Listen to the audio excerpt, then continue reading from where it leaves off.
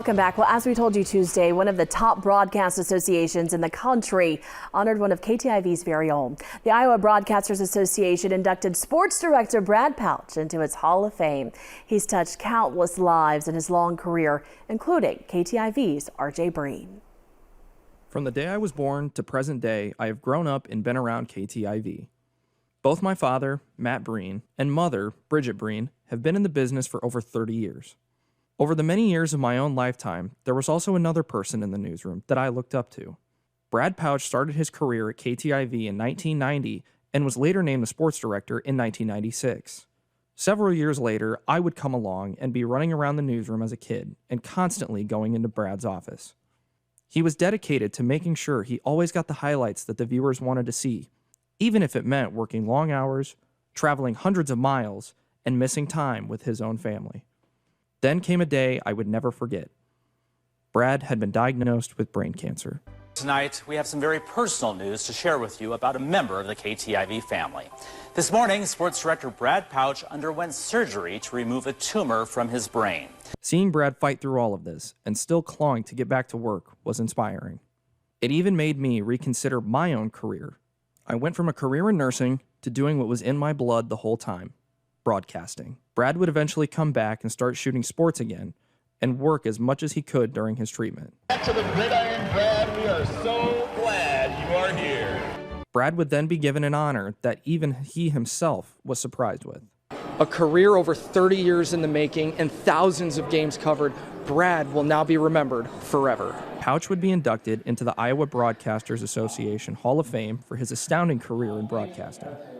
Winning multiple awards for his tenure, Brad wasn't in it for glamour, but for the community.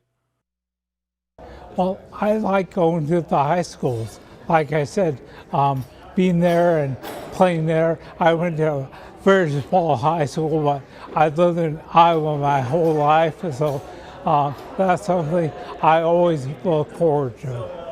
Joined by his family, Brad was overcome with emotion from the moment.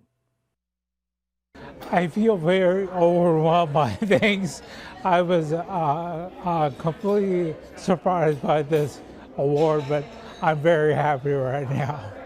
Brad Pautsch, a small-town Iowa kid who continues to make a tremendous impact on his community and to everyone who has had the honor to know him.